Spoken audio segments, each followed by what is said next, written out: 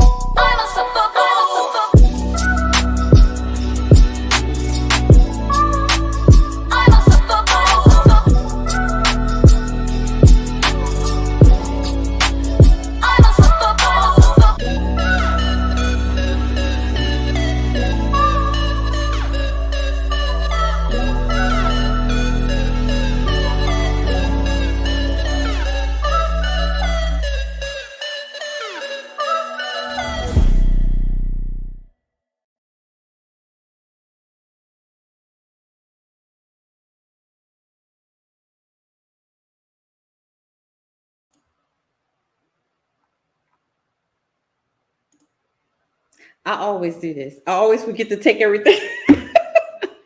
every time I do a live stream, I forget to take the overlay off. I forget to take myself off mute. Oh, it's been a minute.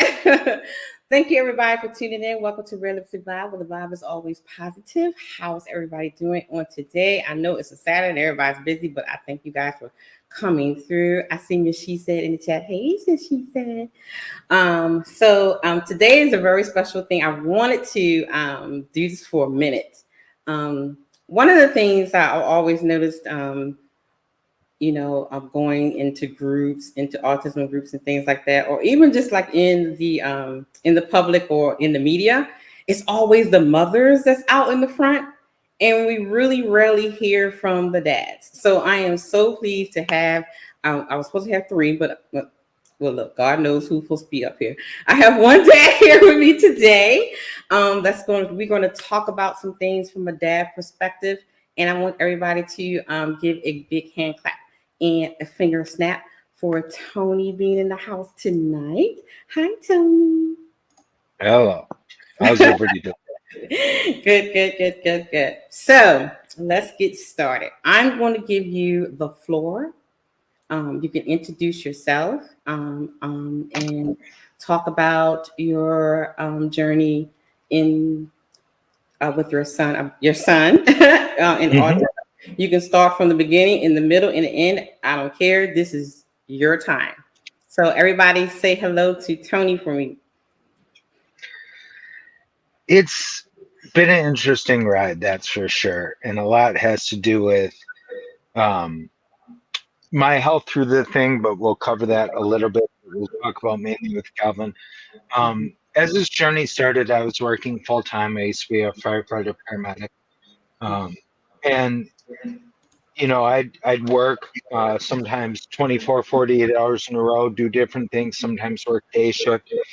And him and his sister were always two peas in a pod.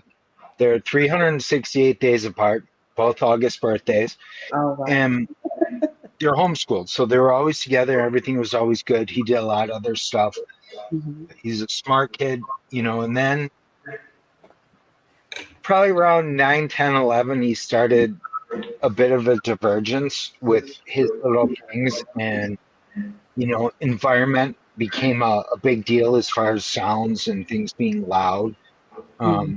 And it started to tweak a little bit, and then it's was getting him the help he needed going through the diagnosis process, and that's a whole story in itself. It took several years for us to get the right people to give him the right diagnosis, and the doctor eventually gave him that diagnosis. You and I had talked about it before the stream. Literally in 15 minutes, was like, oh, of course. Right. After fighting other doctors for years, Mm-hmm. and that was a Social Security doctor. And it just is what it is sometimes, and it's very frustrating, and it's the hardest on the parents. I can't. I understand how you feel, because as a mom, it's very hard on you. Same Right. with my wife. And as a dad, it's very hard on you, because in some ways you feel anything you had thought about beforehand with your son has changed. And Correct. it's not changed for the worse. It's not bad. It's just different. And it takes a while to wrap Mm-hmm. your head around. Mm-hmm. It takes a while to do those things. And then you add siblings into the mix. I didn't mention they have a younger sister. The funny part about the three of them is all the years apart they are, their birthdays are within 8 days. Oh wow. Alyssa is 6 right now, so 14, 13, and 6. Mm. And she's been quite the blessing and sort of helped us, as we were going through his journey, because it gave us something else to focus on instead of getting too wrapped up in it. Because I Mm-hmm. think that's something you certainly can vouch for. That as you go through this journey, you need to take time for yourself. Yes. So Mm-hmm. you don't get sucked in, you don't get too wrapped up in it, and you have to chase some of those negative thoughts away and pamper or take care of yourself, and remember that this is a choice, and this is where we are. You Mm-hmm. have to embrace it. Otherwise, Right. you're just gonna be miserable. Mm-hmm. And that was the hardest part for me, because I went through that at the same time as going through being diagnosed with MS. So in addition to figuring out my son, I had to figure out myself, and that Right. made it a lot more challenging. Mm-hmm. Um, Seeing how the world reacts to the different ticks of somebody who, Calvin's, you can, in a quick meet and greet, you can go a little bit of time, you can go quite a bit of time, and you'll never know. But Mm-hmm. all of a Mm-hmm. sudden, you open up that book, or something lets a tick come out, or any of that stuff, Mm-hmm. and it becomes, I don't want to say an issue, but it becomes a focus point. And Mm-hmm. unfortunately, a lot of his peers are not the right age to handle that well. And sometimes they like to poke fun, and, you know, in a simple sense, they're just being kids. Mm-hmm. But sometimes they don't know how to appropriately deal with somebody who's a little different, Right. Yeah. and Kevin followed through a lot of things where he wasn't always age appropriate with his peers. So playing in league sports and some of that stuff became issues because they were all about certain things, and he wasn't there yet. He hadn't, like even where he is right now, he's 13, he'll be 14 a little bit, and he hasn't crested that puberty tide. He has no interest in girls or anything like that. They Yeah. still all have cooties, they're still gross. And he'd almost rather play with his 6-year-old sister Right. and his 14-year-old sister, because she's going 100 miles an hour all the time. Mm-hmm. And she wants to bigger and better and keep cruising along, and Right. he just likes to play. Hmm. So it just creates some of those challenges, and especially in the teenage years. Yeah. I trust me. I understand. My 21. He's 21. So yeah, I've been Yep. through. Let's start with a couple of questions. So, I understand that your son was diagnosed late. Um, as we say in the community, he had a late diagnosis.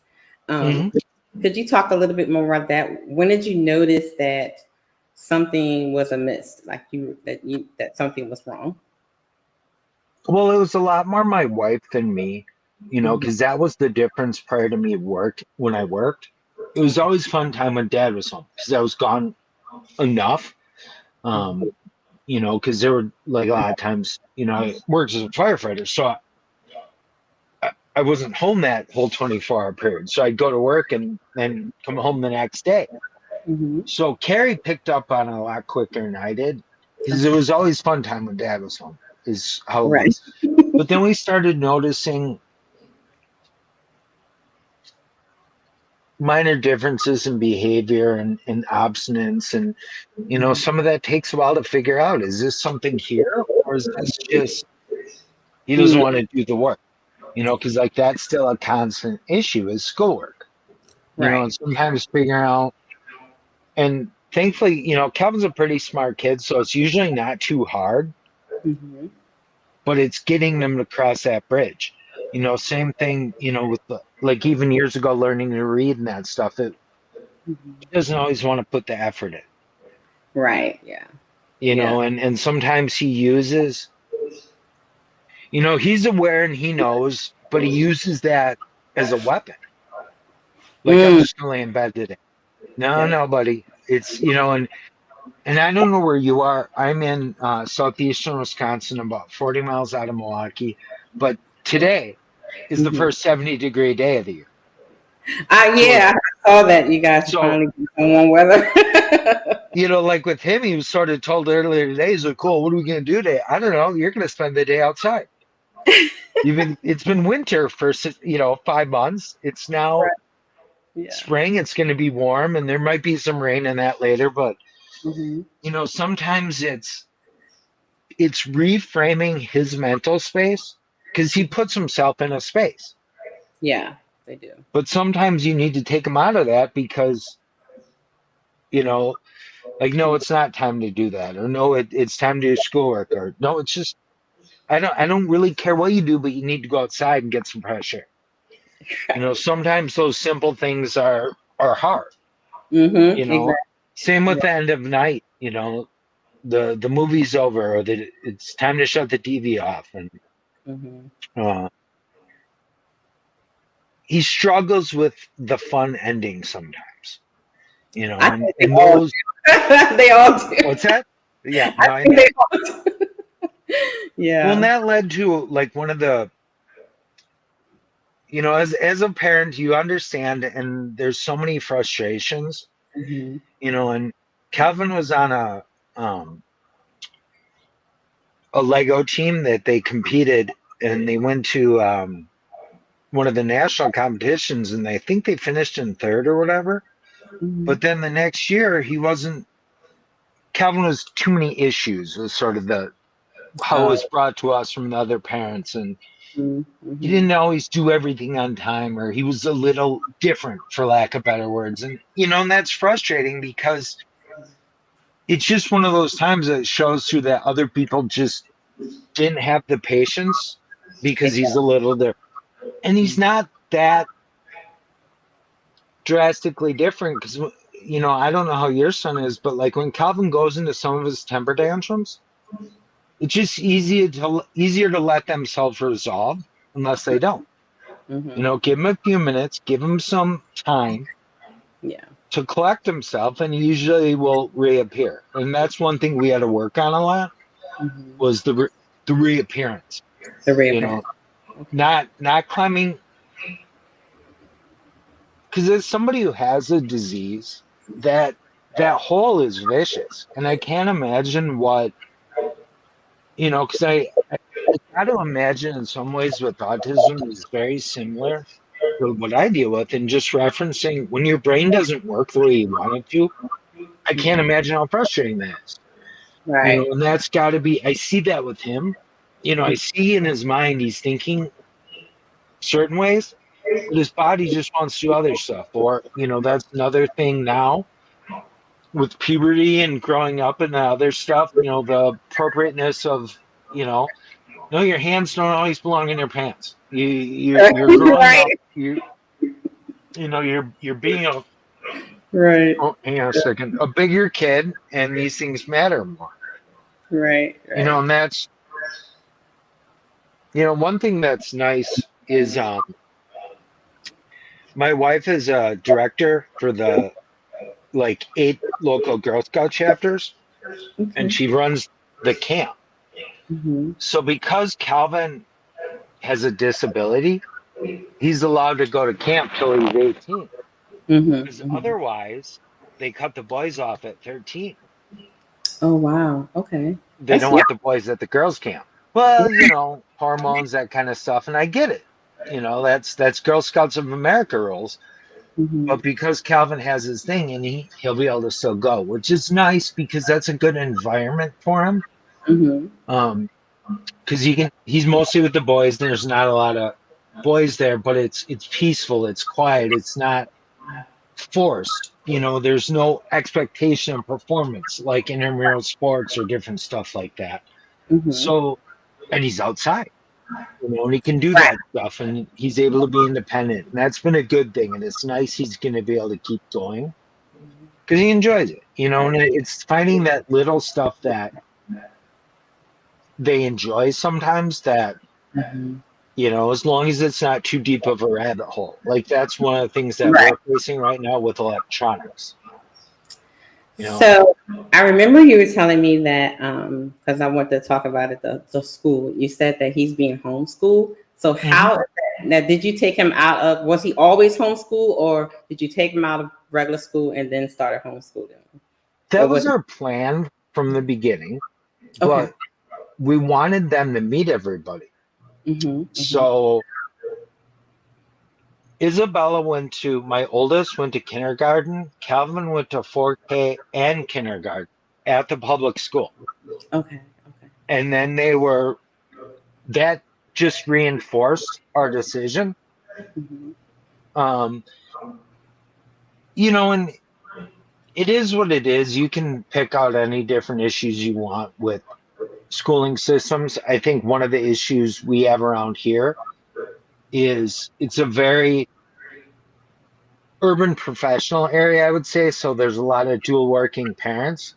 So a lot of the kids are raised by peers and siblings. And that was the only issues we had. There's really good schools. The education is quality around here. But they picked up some stuff that we weren't thrilled with. And that's the downside to schools, because you ride the bus with everybody. You're not with your peers. And that reinforced our decision, and it's been wonderful, because that's one of the things a lot of people don't understand. Homeschooling's, it's not like public school. They don't need 7 hours a day. Think of how much in between class time, lunch hours, all that other stuff is part of the school day. So you take all that out, and it's worked a lot, and I think it's helped them grow a little bit, because it's gotten them away from some of that negativity that you have in any peer environment. It doesn't matter if it's sports, it doesn't matter if it's competitive, it doesn't matter if it's a team thing. People unfortunately have a desire to not be nice sometimes, and Calvin has more of that fragile temperament, and that's hard to deal with when you're a teenager sometimes, because that's teenagers, some of your first life lessons where, wow, everybody's different now. People aren't always happy-go-lucky. And they bring different things to the table, and that was where a lot of the growing, and that's certainly where it became more apparent and an issue and kept us pushing to, get the diagnosis, get some other stuff, because it was obvious there was something else there. This wasn't Right. all Calvin choosing to be difficult. It wasn't, because the other thing about it is he's a relatively smart kid, but Mm-hmm. that's what happens sometimes because he gets into trouble with schooling and education Mm-hmm. because he doesn't always do the work. But like then now where he's at as a teenager, your work is so important, like in math. He can't figure out where he went wrong because he didn't do the work to see like, oh, you forgot to carry the one. Yeah. Right. Right. Yeah. It's all little stuff like that now, and it's helping educate him, but it's a little more frustrating now because he's got some of that awareness that he brings that teenager into, and when he chooses to be done, Mm-hmm. it's not worth fighting because there's no progress coming soon. It's always better to let him come back to that realm. Mm-hmm. And there are days he doesn't. There are days he's, in his program, he doesn't abuse himself, but like he's not going to skip a meal. He always eats and stuff like that. But sometimes he does it on his own terms, which is frustrating to the family. Like, oh, I already ate. I don't need to sit at the table for dinner. Right. Yeah. Little stuff like that. But, those are battles that on a daily basis are we fighting this one today? Mm-hmm. Because there So are a I'm lot of sorry. those. Yeah. Sorry about that. So let's talk about you for a second. As the dad. So I know, when the baby's in the belly and you're like, oh yeah, I'm about to have me a boy. And you have all these hopes and dreams and things that you want to be able to do. And oh, he's gonna play football, basketball, how you guys are. So I did a show not too long ago, and I was discussing the stages of grief. And we were talking about how even getting a new diagnosis of autism, that parents, we go through the 7 stages of grief. Mm-hmm. Denial. The first one is shock and disbelief, denial, anger, depression, bargaining, acceptance, and resolve to overcome. So when you learned of his diagnosis, could you talk about a little bit, if you're comfortable, of what you were feeling? Did you go through any of those stages? Can you kind of talk about how you felt when you first found out? We'll see if, given that story, by the time I find out, I was already at the anger stage. Because we knew. One second. No problem. We knew, but we had been fighting the doctors, and it was so obvious at that point, that by the time we got the diagnosis, I was already in the anger stage. I had gone through some of the other 2 stages already, the shock and disbelief and figuring it out, because like, wow, all of a sudden you're hit with that. I only have 3. I only have 1 boy. And as a man, your boy is a lot.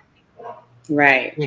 That's your little man. That's the next you. Yeah. And it's very hard to wrap your head around and embrace it and find the new path forward. And so many of those terms and ideas are scary to people because it doesn't have to be that drastically different.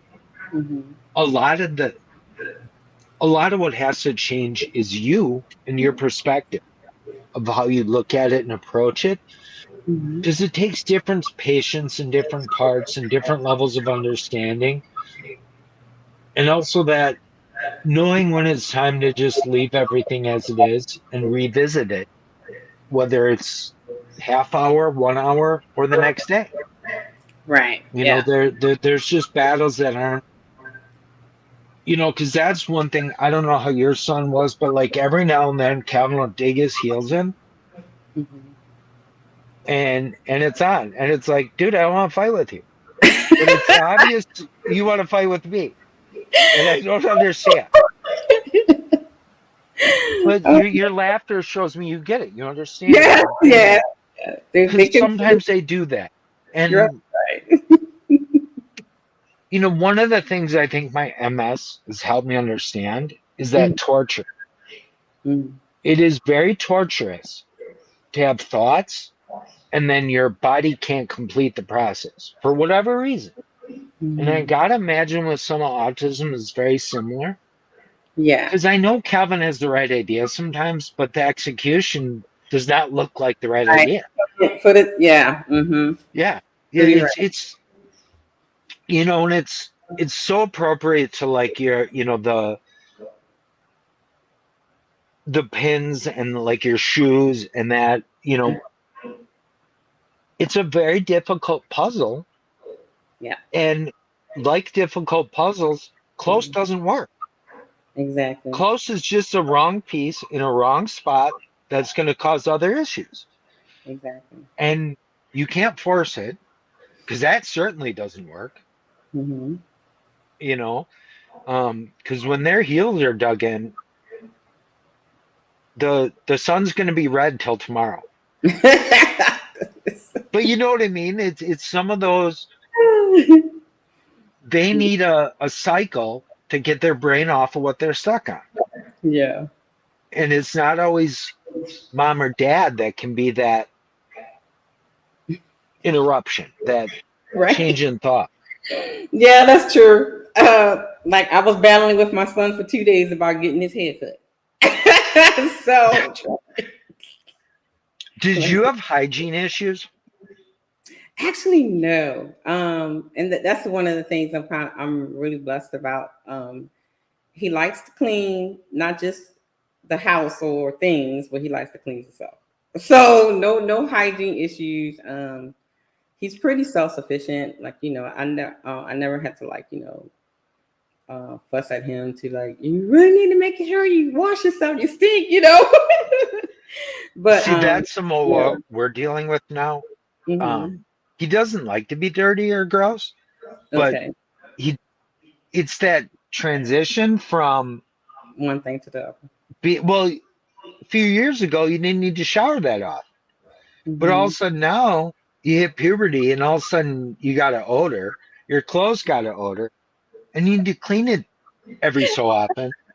Right. And 3, 4, 5 days isn't what we're talking about. Oh no. But like tomorrow. How about tomorrow? And then Right. tomorrow comes, it's like, how about the next So day? he says tomorrow too. Yeah, my son be like, tomorrow? I'm like, no, not today. It's one of his favorite words. Like even to the point, like you'll ask him to finish playing a game or something on his phone or whatever. Yeah, And yeah. sometimes he'll actually spit out tomorrow, Hmm. not because he didn't think the question through. Right, Like, Tom, right. I need you to finish up. Yeah, tomorrow. You're right.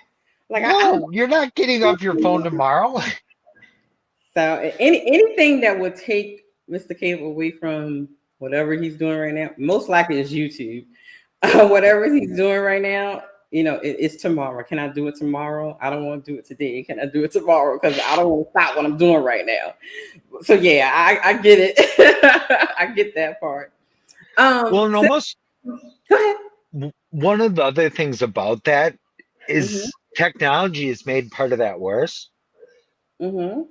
I couldn't imagine what Calvin could have gotten away with before technology. And what I mean by that, now when his devices have the like family link and that, so Yeah. whenever he's doing stuff, I can see what he's doing. Yeah. Yeah. So he needs his stuff to do some of his schoolwork, Mm-hmm. like because there's apps and math stuff that we have. But it's like you go on there, it's like your math's not on YouTube.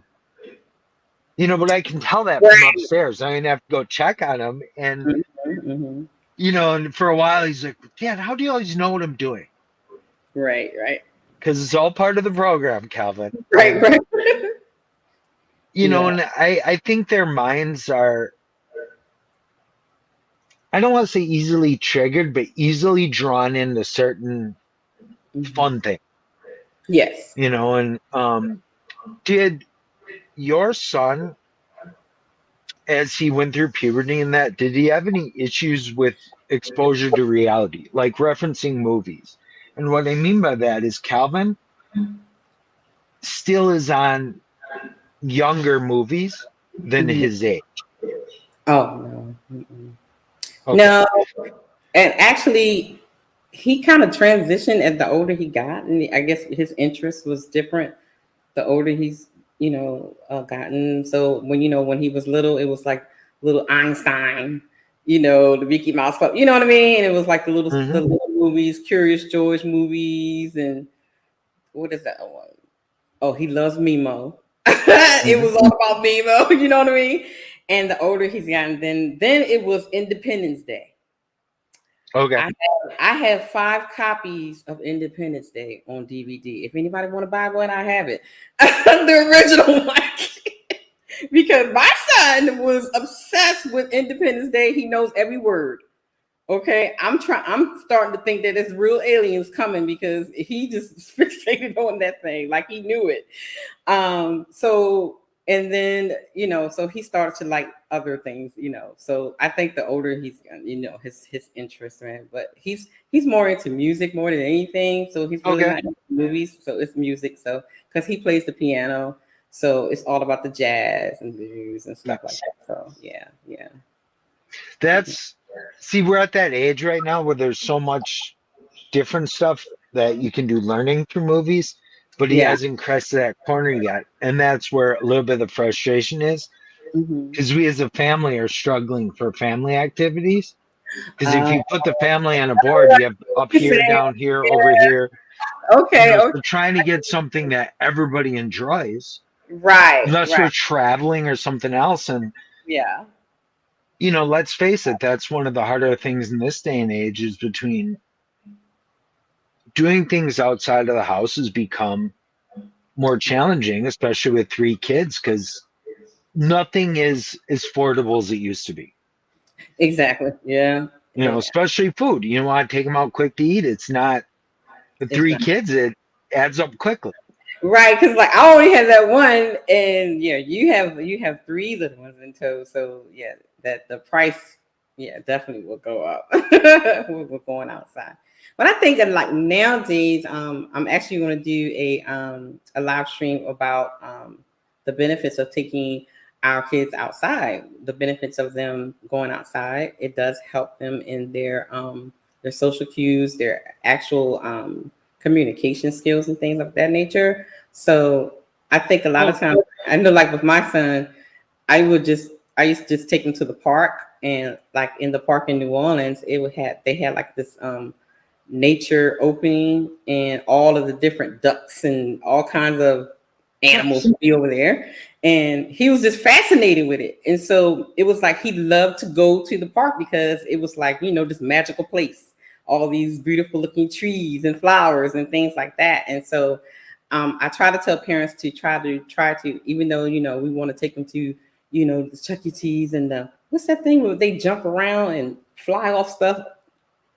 all Oh, that like other the stuff, you know trampoline what I'm parks and saying? that. Yeah, we want to take them to places like that, but I mean, Well, nowadays we have that's to look at the budget, but so that's finding the one thing ball that's things, yeah. awesome Mm-hmm. about where we are, because we are on the edge. Um, if you go south or east, you're Mm-hmm. going to the metro area. So the further south and east from you get, the more city it is. And Milwaukee's 40 miles away. So if you go 40 miles, you're in a big city. Okay. If you go north or west from here, Mm-hmm. you're in nowhere. You're in cornfields. Oh I my could God. take you 20 minutes from here and drop you off on the side of the road, and you would be so lost. No, you Because can. What's that movie? The but Children it's of Corn. but it's so nice because so many people in this day and age have forgotten. Right, right. Like I don't know how it was you when you were a kid, but I grew up with like sticks and outside, Outside. and we had Exactly. to find things to do. Exactly. We didn't have these devices, we didn't have other stuff. And I think a lot of parents nowadays, no matter your kid, no matter if they're on the spectrum or not, have Mhm. forgotten how important it is to remove the electronics, Exactly. let them explore a little bit in nature in whatever method you can. Mhm. If you live too urban, there's parks, there's other things, but natural vitamin D from the sun and Exactly. being outside is huge. And it's big in development, as the kids are growing up. And I think it's huge for them Mhm. to just like you were talking about, just get that natural sunlight, Yes. you Yeah. know. Yeah. Did your child have vitamin D deficiency with his MS? He doesn't I'm have. sorry, with his autism? No, no, he didn't have when he was diagnosed, but during him, well, actually, everybody in my family kind of got it when we were on lockdown, and Okay. so no sunlight, everybody was in the house, kind of thing. We all went very low in our vitamin D levels, so we all, we had to take like supplements to kind of get it back Mhm. up. So yeah. Um, so now he's on vitamin D supplements because both him and I were like non-existent D levels was in our system because we were like, in the house, no sun, no nothing. And during this time, I was in Baltimore, so it's dreary and cloudy there. It's not like how it is in Louisiana where you can get some sun just by standing at the door. You know what I mean? So it would have been different if we was, during the pandemic, we were here, but we were there, and yeah, it was totally different. And so, but when he was diagnosed, he had a whole blood panel workup and everything, and so that's what he wasn't vitamin D deficient.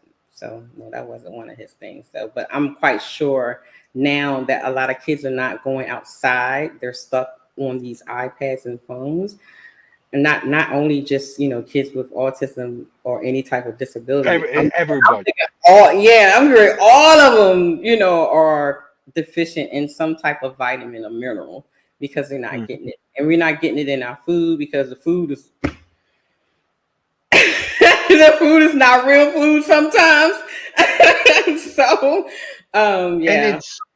I'm a big cook, and we do a lot of stuff from scratch, but it's become more expensive to eat healthy It than it is. is to buy junk. And it's frustrating, Yep. because I don't want to buy the junk, but at Right. the same time, when you only have so many dollars, it only goes so far, Yeah. and that's, one thing we've done a good job of, but the food prices have gotten, out of control. And that's one thing with like Calvin with Hmm. his autism. Sometimes that's another cycle that has to get broken. He got Hmm. hooked on peanut butter sandwiches, Okay. but to the point he was eating. And when I say a peanut butter sandwich, Right. we buy decent bread. It's not like it's wonder, but he'd Yeah. have like a half inch of peanut butter.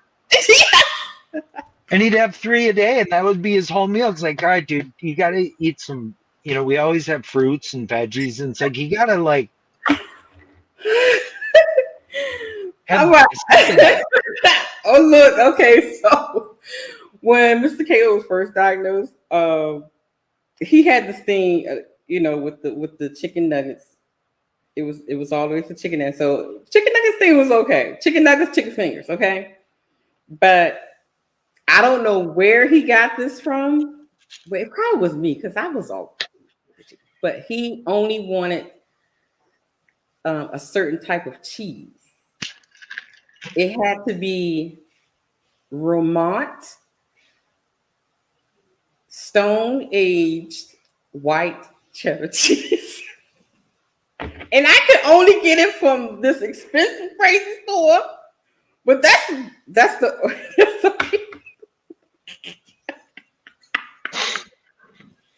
so I was like, look, little boy, you need to look. This cheese is like $10, little boy. But during that time, I wanted him to eat. So it's like I would have to have a budget for his cheese and chicken. So trust me, I understand. We literally about had a line item in our budget for peanut butter because Right? for a little while, we have a Costco. We buy those 2 huge tubs of Skippy, and you just watch it Go gone, down. Yeah. gone. Like, guess I don't get a peanut butter sandwich today. Mhm. That's what I'd say. Because by the time I go to get to it, he'd be through 2 containers already. It'd be like, wow. Yeah. Like now, Yeah. so he fixes his own lunch, breakfast, and stuff like that. So, Yeah. when he goes to get the peanut butter, so I have to watch it because you made me laugh when you said about that thing. Because when Mr. Caleb makes his sandwiches, the peanut and he had like a little drop of jelly, but the peanut butter be like this. I'm like, look, like I know your mouth is tired trying to eat that. So I understand. So Peanut butter is its own food group to him. Exactly, yes. It's Oh my goodness. I think during so he grew over time. I've learned how to introduce him to new foods.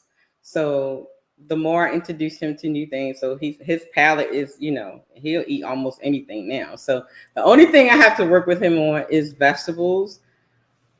It's not that he won't eat vegetables, but he won't eat vegetables cooked. He only likes them raw. See, Calvin's got the other side where there's times you'll sit down at dinner. Understand what we going through up here, y'all. Right. Well, he'll be like, "Well, I'm not going to eat this." Kevin, you ate it last night. You enjoyed it. You said it was really good. Yeah, well, not today. So even meals become a challenging thing, and the other thing that we run into, having his older sister being a year apart, they grew up as such two peas in a pod. So I don't think anybody can take the digs they take on each other. If that makes sense to you, because they're siblings. Did you have any siblings? I have two brothers. One younger. Well, you know how it goes with your brothers. There's a whole level there that nobody can get involved in. That's between you three. Right. Exactly. That's how those two get sometimes. And mom and dad just have to look at them sideways sometimes, like we're sitting at the dinner table. Not now. You two can go outside in the yard and fight all you want when dinner's right. over. Exactly. That's very true. Oh, I think. Yeah, but sometimes she trips his ticks, and that's frustrating. Because he goes into the shutdown mode that's common with people on the spectrum. Right. And a lot of it is, I feel almost I have some of it too. And what I mean by that is at some point with him, you can overstimulate him, between light, sound, all this other stuff. And especially with people talking from 8 different directions. And I see where that wears on him unless he's able to participate. If he's able to run around the gym and scream, he doesn't care. Right. But if he has to be peaceful and everybody else is being loud, it gets wears on. Okay. I think I see Steve in the chat, and I just dropped the link for him, so he may come up. Let's talk about discipline. So I have a video that I want us to look at, and then we're going to discuss it. That's a whole nother avenue of I know. Oh, one thing I can say, I'm grateful in that area. I'm very, very grateful in that area. So let's watch the video and see. Let's see. You know what? Okay. Well, I have two. Let's watch this one first.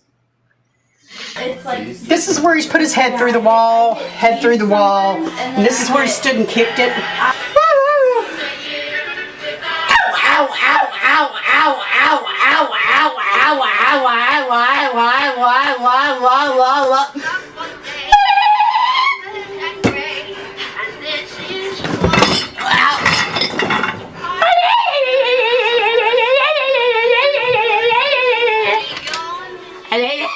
He's 6'2" and he weighs 252 pounds. He can go through this house and just wipe everything out probably in 10 minutes.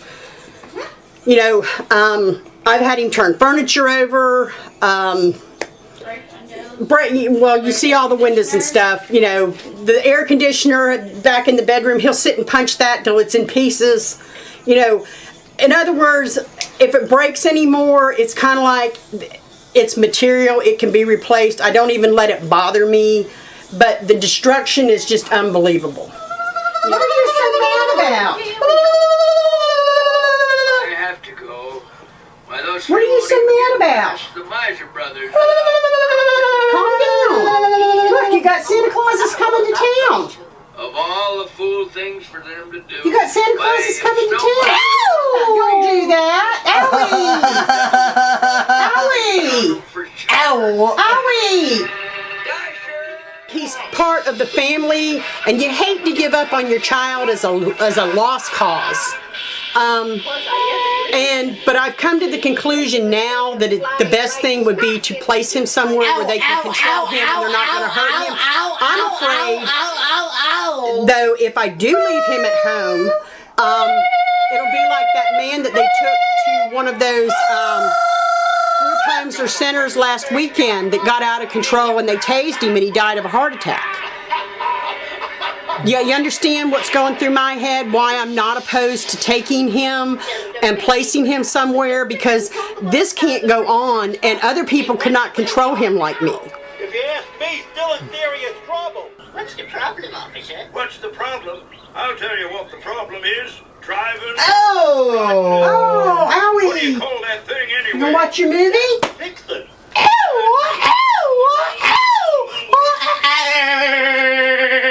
And wearing funny looking.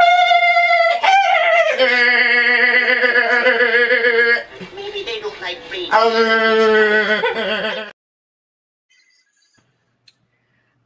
Hold on one second. I think I see Steven in the back. Hold on. Can you wait for me, Steven? I'm Steve. I can't see you. Oh, he's back. Oh, wait, there he is. I can't see your face, darling. Okay. Yeah, there you go. Okay. There you go. Where's my camera? I don't do this very often, so. Oh no, you could just stay right there. You good. Welcome, Steve, to the panel. I saw you had some trouble getting in the first time. Yeah, I'm a retired software engineer and I can't navigate around social media. What the heck? Oh wow. Okay, so what did you think about the clip, Tony? It's, there's a few things I picked up on. Certainly that's one thing that we've come into now, and what I mean by that is Calvin's like 5'5" and getting close to 200. He's a big boy, and he's bigger than his mom is. And the thing that we see issues with sometimes is with his little sister, with her being only 6. Mm-hmm. Sometimes he overestimates his force and abilities with her. Mm-hmm. And that's, thankfully Calvin doesn't self-harm, because that would be really hard to watch. Yeah. But I've seen him do other things like that, and I've seen him where he doesn't always understand his strength and abilities now. Right. Yeah. And that's a big thing to wrap your head around. Mm-hmm. It's same as some of that behavior with what you already have going on in your head. Yeah. And I've certainly seen that with his younger sister. Sometimes, he'll grab her hand and drag her along, and it's just not right. what you hope he'd treat his little sister like. But, he's somewhat receptive, but it's the same as some of the other stuff we talked about. Is you got to know if he's receptive or not, because there's sometimes he's got his curtains closed and nothing gets in. Yeah, yeah. Now with Mr. Caleb, he has the only time he's shown any type of aggression or kind of rough with anybody is when he started going through puberty.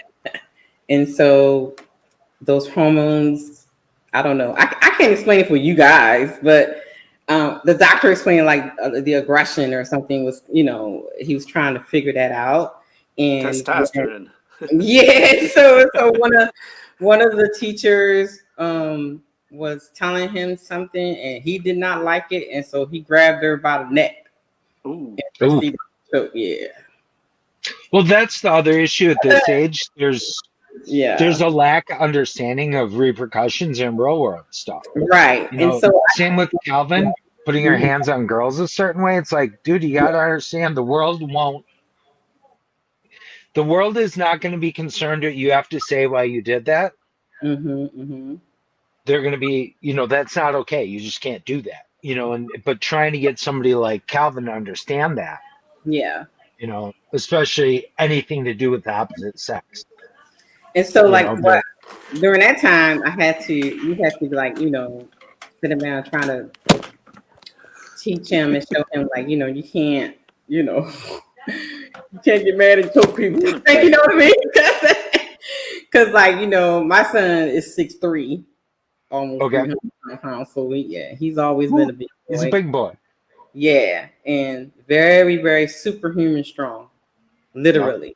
Um, so yeah, so we had to, talk to him. But he really never had any. How can I say? Like, he didn't know how to be gentle, so to speak. That was like the only instances that I had, that he had, with that type of behavior. So, according with the video, I'm very grateful that my son didn't have those type of behavior issues, like, harming themselves, putting holes in the wall, destroying things, you know what I mean? That kind of See, thing. we've had some destruction of property and stuff like that. Hmm. That of all ends, we've had some stuff that was destroyed that was very expensive. Hmm. It was a lack of understanding what they did. And all of it was learning things, and you Hmm. know whether or not I set him up for failure or not, um Hmm. it is what it is. And I might have upset him by the way I handled stuff, but it's that balance, and it's very tough, Yeah, yeah. you know Hmm. because they don't think anywhere near the same way we do. Right. Their minds are much different, and it's hard to figure out where they're coming from sometimes. Steve, are you there? Yeah. Can you see me? I keep cutting out. No, your Hello. camera's off, but I hear you It though. is? Yeah. Where's the camera? I don't know this Steve, stuff. how you gonna be a software engineer? You don't know how to use the camera. I'm a legacy programmer, mainframe. I'm one of the OGs of the gray hair that kept the big machines alive for so long. How do you do They don't this? work like they used to. Right. All I know is Facebook needs to be rewritten. It's a piece of junk. I just got on it. I've only been on for a month, and it's a piece of garbage. But anyway, I don't know. So Steve, tell us a little bit about your journey with your you have a son or a daughter? 3 boys. 3 boys. Can And you talk a oldest little is bit about autistic. your Yeah, let me find the and camera. kind of we can hear you Okay. until you get your camera together. You can introduce yourself and tell us about your kids with If I find the camera, I'll probably disconnect. So we're gonna just stick with this, I guess. Um, he's our firstborn. Mhm. He's 33 right now. He's been with us forever. He always will be. He's nonverbal, not really potty trained. It's nice. I've been here for a half an hour trying to find my way in and hearing Tony's story. And our kids are alike Mhm. in certain aspects, but they're like snowflakes. He's not close to my son's autism. My son will never have a job. My son will never. He never went to the prom. He's not going to have a date. It's a different version of autism. And what I found out come out here on the social media is they got all these new neuro something or other about typical, and they've got levels and stuff of autism. And when my son was diagnosed, it was 1995. He was a late bloomer, late walker, and started spinning his little toys on his walker, and to the point where he was stimming. We didn't realize it because he's our firstborn, and we didn't. You don't get an owner's manual. So Mhm. our parents, both sets, kind of knew something was wrong, and we didn't really pick up on it. And the denial part, I was a hard sell on that. My wife was more acceptance, but I was a hard sell. I'm the dad. I got to protect. I got to fix everything. and I couldn't fix this. And this has eaten me up for many years, and it's an evil thing. So I took to writing, and writing all my stuff that builds up that I can't carry around anymore. And the first song I wrote was about my son. But anyway, enough about that. But he's a gentle giant. He's 5'10", maybe 200. He's got my belly, so we got to get him on a diet. We got to walk more. But he's a sweet guy. He's got some triggers like motorcycles. He'll not freak out, but he does this thing we call mush. He just and he'll put his hands against his teeth. And he does have calluses on his hands. At night he chews his hands. We tried everything to put gloves on, put tape on his hands. And it's kind of a cruel thing, but we wake up in the morning and the part of the glove's missing, but he didn't eat it. We find the rest of it, he chewed it off, but that's just a stim thing for him while he sleeps. But he's everywhere we go, he's the rock star. He could be the mayor of town. I grew up in a small town. I'm in central New York, which is just like where Tony's from. We hunt deer. We love the outdoors. I graduated 48 people in my class. We have one traffic light, and this is New York State that nobody knows about. It's God's country. But he has two younger brothers. Brett is 2 years younger. We call him Rico. His name's Christopher. We call him Rico because Brett couldn't say Christopher. He called him Creaker, and on Creaker he got Rico. So he's tagged Rico. But, Brett was in the ovens, so to say, when we found out about Christopher. So I decided after that we really didn't want any more kids because I don't want to take a chance. And my wife wanted another one, so 7 years later she got her way, I guess. So the stork showed up, and I laid on the bed and I just laid under for an hour and started singing. Wow. We just went through diapers, everything. But anyway, they're very protective of their brother. It changed them. My boys are 33, 31, and 24, and they are protectors of their brother, and it's awesome to see that. And they would do anything for him. I call them typical, but I guess you can't say that in chat groups because you get yelled at. I think. Oops, he's laughing. Steve, you gotta get your camera together. I think when I think about my son, I think like that's one of the disadvantages that he had is because he didn't have siblings. I think siblings kind of really do help with the with the communication and social, social media, social. We learn so much from him. We watch and we learn, and he's got his favorite things. He loves his McDonald's French fries and chicken nuggets, and we spoil the crap out of him. And he'll be with us forever. We made that choice. And my wife and I have been married 35 years, and I think he's kind of kept us together because I've been faithful for 35 years, but I'm not a saint by any means. And I'll get autism as a dad puts you in places you don't want to go at times, and you question a lot of things.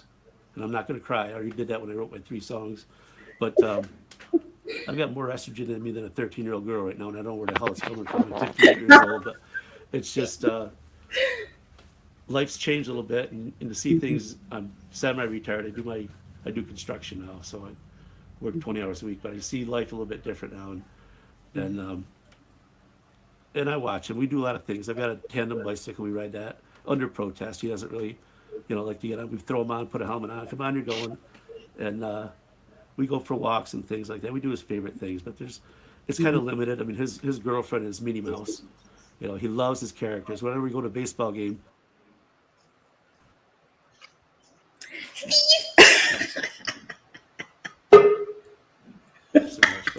He loves sports because it's active action and stuff going on. But he does love his. If I gave him, he gets on my cell phone and he'll be on Barney or Winnie the Pooh or Sesame Street, and we have hit places like Philadelphia has a Sesame place where the characters are there, but they have rides and stuff. But he just wants to go see the characters. Bert and Ernie. We got in Big Bird's Nest. We got pictures. And we go to Disney. We don't even go on rides. We just look for the characters. So we bought Mickey Mouse. We got the Easter Bunny. We've got Minnie Mouse, costumes, and they pop up once in a while, and he doesn't know that we're in there. He thinks that they're real people, and it's sweet to Right. see the innocence. But that's our son's autism, and at school he went through a 12-1-1 autism program. Mhm. Uh, Thanks to me, I don't want to get credit for it, but they built it in Oh boy. school.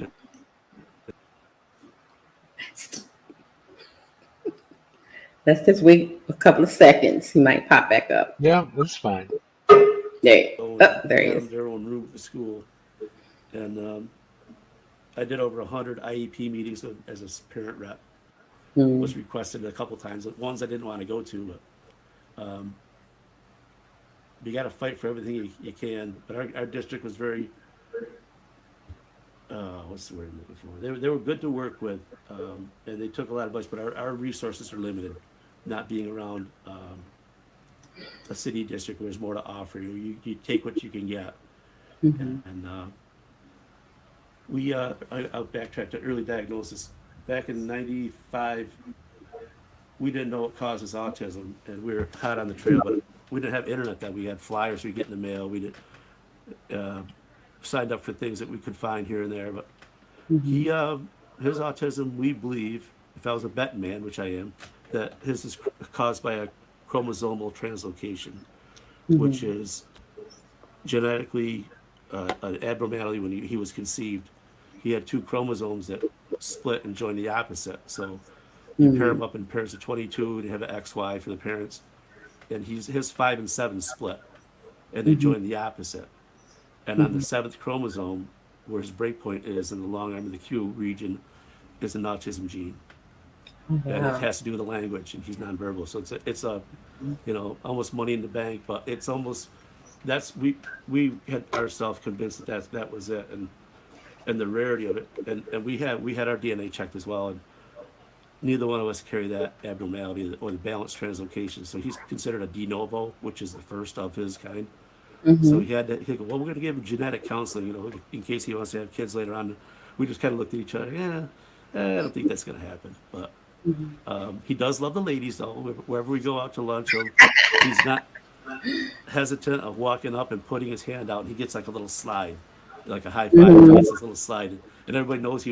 And I go, he only hits on the pretty girls, which is all of them. So they like that. But he that makes his day. Then he'll start laughing and start flirting with him. And sometimes you gotta say, Rico, play a little hard to get here. You're throwing it all in it. Can't give it all away in the first comment. Right. That's so cute. Yeah, my son is he likes the ladies. He'll go up to hi, my name is Taylor. Beginning about what the adrenaline rush at night, the stranglehold you get. Dad might know what I'm talking about. The pressures of what can I do? What else is out there that I need to do to fix my kid or help my kid? Am I doing something wrong? You question yourself. But that eats you up. I mean, I'm 58. He's 30. He was diagnosed when he was 30. So I'm going to say all the 30 years it doesn't go away. So I lost a brother to suicide a year and a half ago. My wife went through breast cancer last year. We just put my mother-in-law in a home assisted living. She's got dementia, and there's just a lot going on. And I decided to write because either I was going to lose my friggin' mind, And I wrote the first song for my son, which I actually compiled the first version in 2001. And it was about me and my battle with my son's autism, and it's really powerful. But I sent that out. I got hooked up with a songwriter from South Africa out on it's a website. I don't know if I can say it, but it's a freelance. You put your work out there. They do resumes, web pages, jingles for ads, and they do songwriting from poetry. And he took it on in January and made a beautiful song out of it. And one thing I did hear you say is offending or he looked at one verse of it and the disease part you mentioned, Tony. There was a line in there that said, working hard to find a cure with many hours yet to endure. And he didn't know Oh, that was getting good. Well, What part of it? it'll be I good. look at it and go, wow, thank you for opening my eyes. But in 2001, when I wrote it, it was considered a disease, and Hmm. now it's just a puzzle. You know, it's baffling. Right. You work, you wing it. We've wung it the whole way through his life. I got a rock for a wife. She's my rock. My boys are very supportive, and it's just been it's been an okay ride. You know, it's been for what I see people. There's always someone like that. The gentleman you showed There he is. me too, but we kind of been blessed with it. He's really mellow. He's a gentle giant, but we do have our outbreaks. Kids crying set him off. Motorcycles set him off. Hmm. Idiots set him off. He can pick them out of the crowd, just like dads and moms can. And but I met up with that songwriter. He stood out with out of 15 people made an offer for my song, and he stood out. I looked at him. I got to go with this guy. I know nothing about him. He had a 5-star rating. So long story short, his wife is autistic, and he didn't know what he was writing my song about. Oh, And wow. we ended up changing the one verse in there, and then about halfway through he did this in 10 days. So about 5 days in, I called him up. It was stop everything. I said I got it all wrong, and then I wrote it about him and not me. And there's a couple pieces in there about me, but and since then I wrote 3 more in 20 minutes each. Crazy. I have no idea what I'm doing, but they're just coming out of my heart, and that's where I got the estrogen. His estrogen. So That was when a comment to go out on.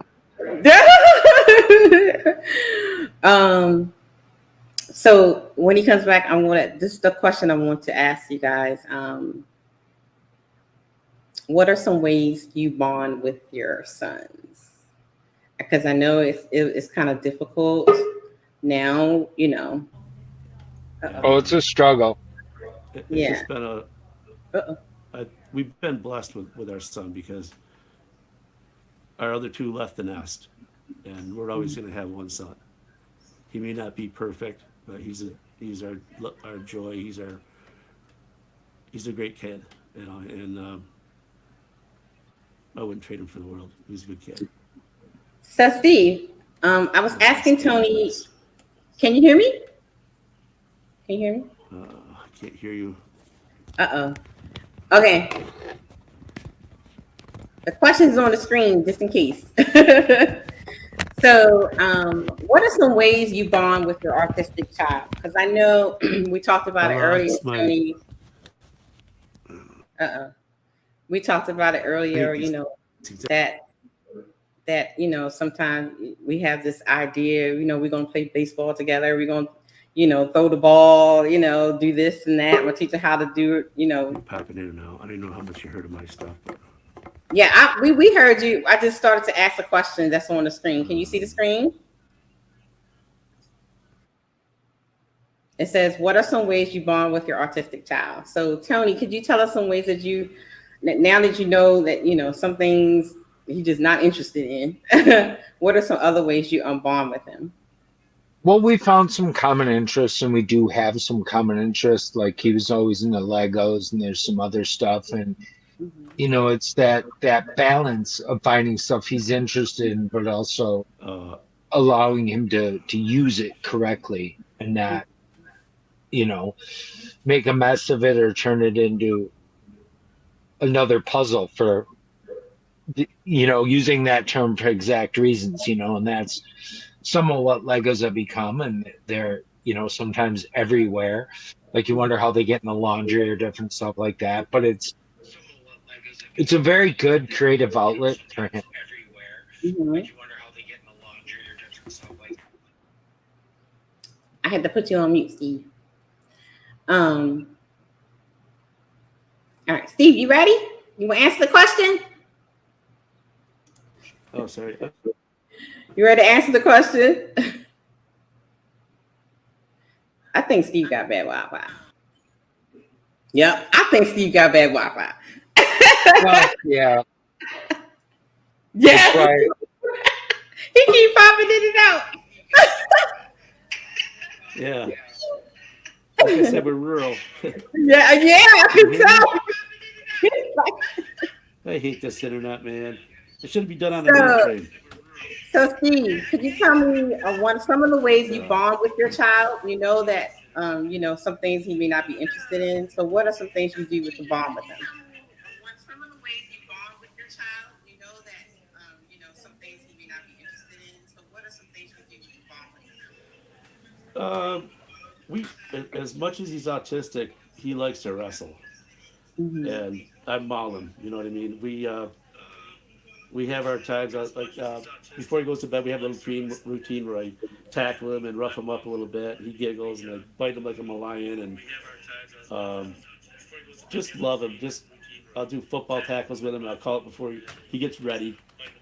I'll be walking around the house. He'll come up behind me, lay on me, and I'll walk around like a camel, like an animal with four legs, walking around the whole house. He's just a very loving kid. All right, I'm gonna put you on mute because it's an echo. So, I have another video, and we're not gonna be too much longer because I don't, I know everybody's busy. It's a Saturday. I saw this video, and I want us to review it.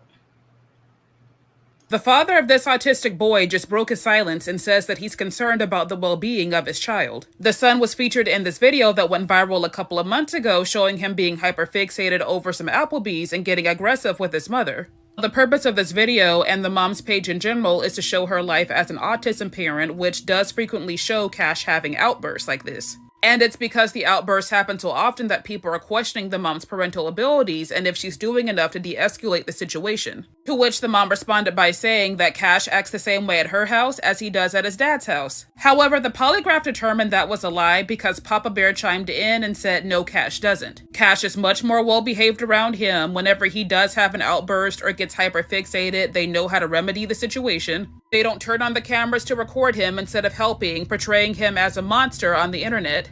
What y'all have seen online of Cash, that's not normal. And quite honestly, it shouldn't be on there. His mom says that he acts the same way over here. He has meltdowns. He's autistic. The only difference is we don't videotape and egg him on and do stuff. When he's here, if he starts to get irate, we try to find out what's wrong first.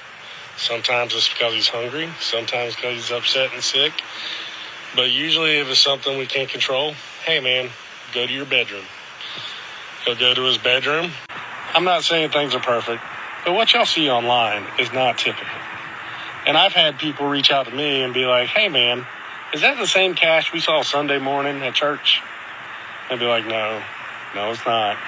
That's when he's with his mother. I've had teachers reach out and be like, hey, there's night and day difference between the way you raise him. I don't want y'all to think that it's easy having an autistic child. But I don't want y'all to look at Cash and think he's a monster either, the way his mother's trying to portray him.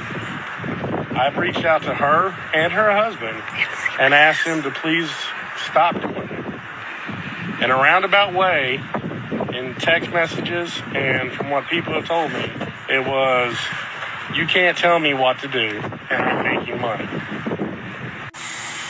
She has no structures. She has no rules. She's supposed to be on medication. There was a court order when we got divorced that she was supposed to have a mental evaluation. I don't think that ever happened. There's a lot going on. She lets the kids ride around without seatbelts.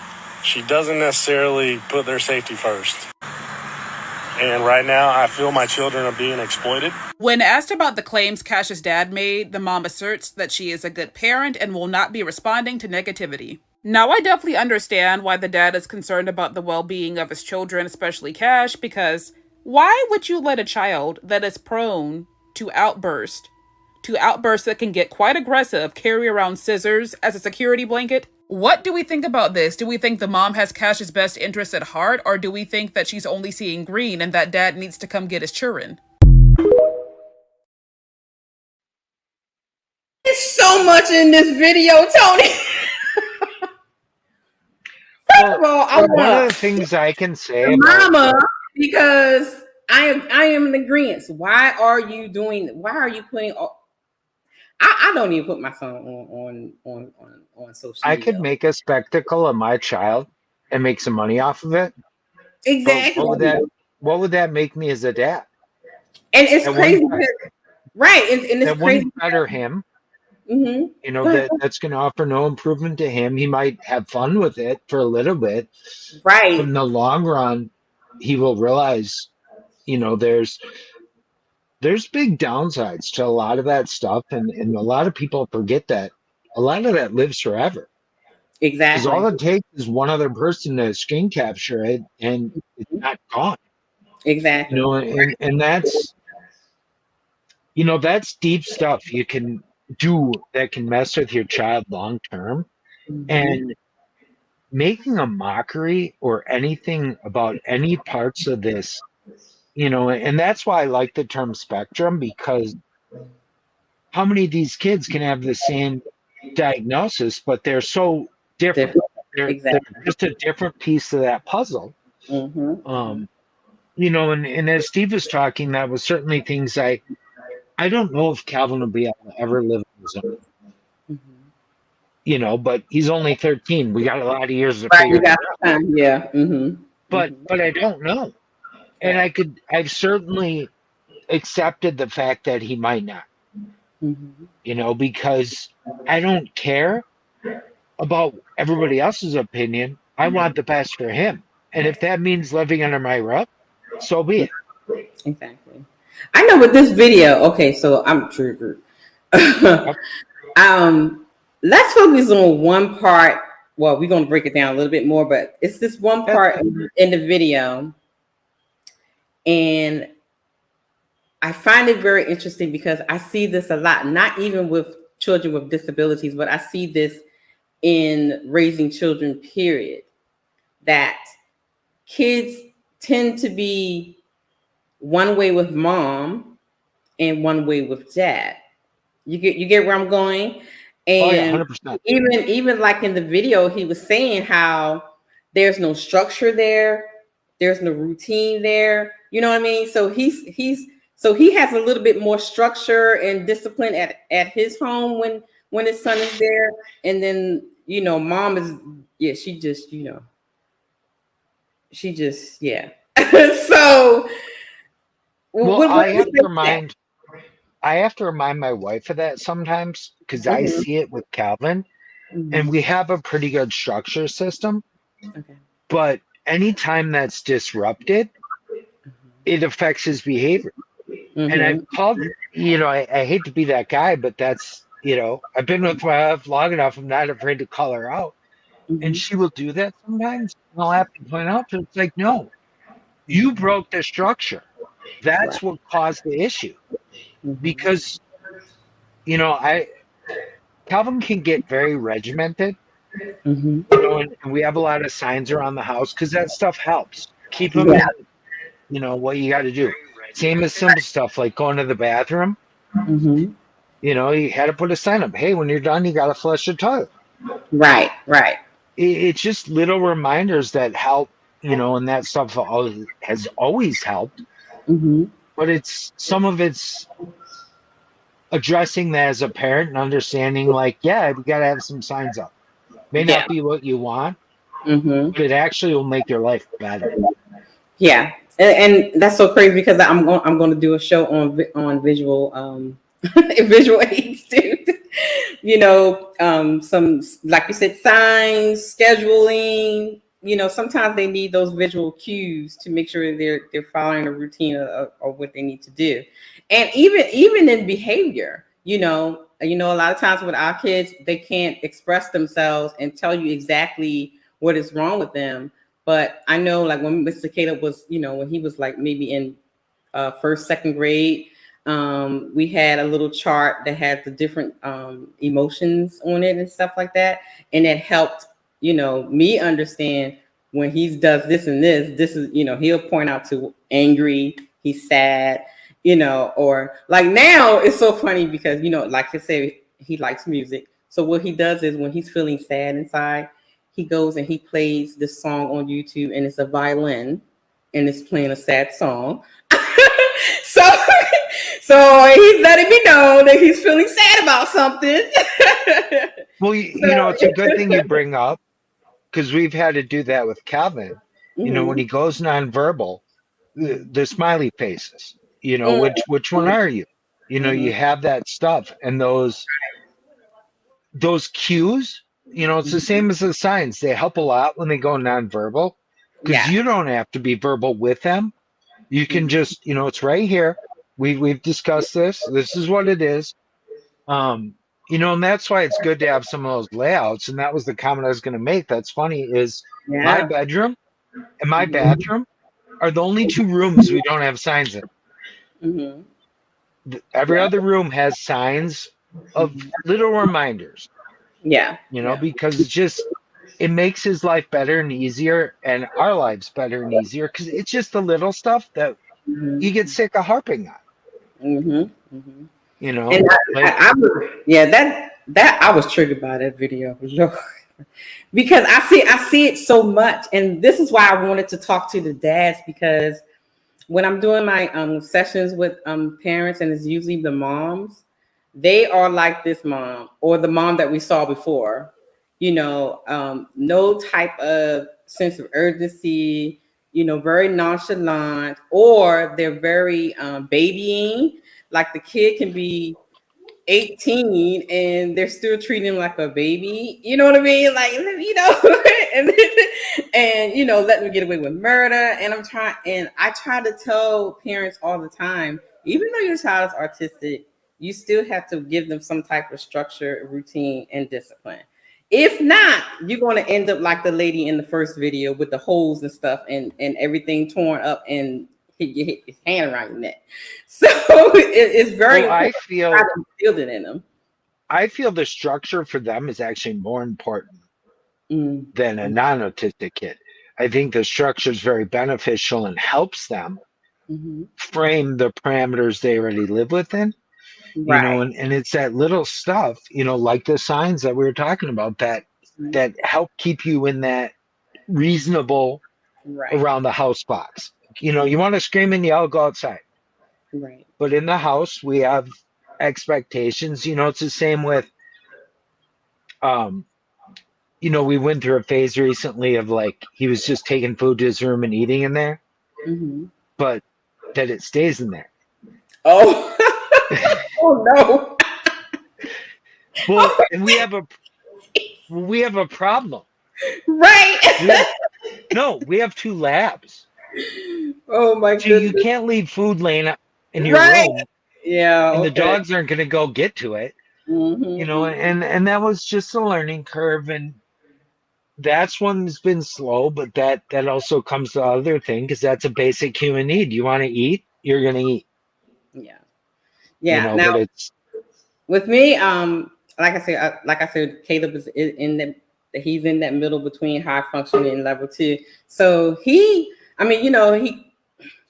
does this whole thing, and I've taught him how to clean up after himself. So he's usually, after he eats or whatever, he'll wash his dishes, wipe everything down, then go back and do his thing. But in order for me to get to that place with him, it was on the wall.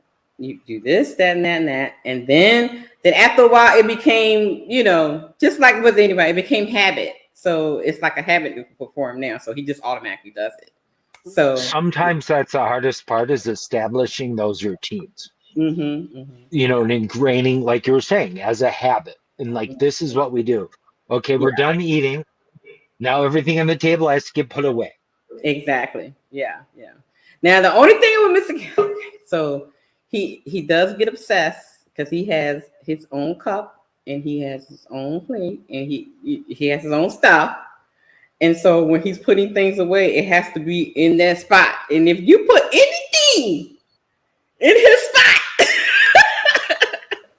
he's gonna take the whole row of dishes out and reorganize it, and so his plate can have his spot. I'm just saying, We have dishes from 20 years ago that are favorites. So it's like, okay. But yeah, that video triggered me. I see that a lot. I see, especially when the parents are not together.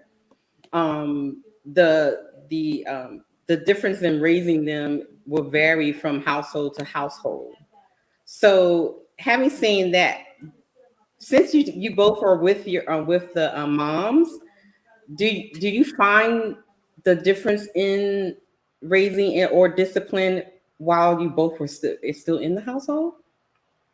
Oh, I think this is certainly something that can easily destroy and tear apart a marriage because it's hard on everything, and it brings out all these conversations you never had before in your marriage or life.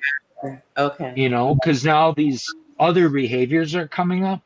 You know, and I'll give my wife a lot of credit because her being patient with me with everything I was going through in Calvin is a lot of the reason things have worked, because I've been downright unreasonable at times because, you know, it's back to what you're talking about before. As a dad, when you have a boy, you Right. frame certain things in your mind.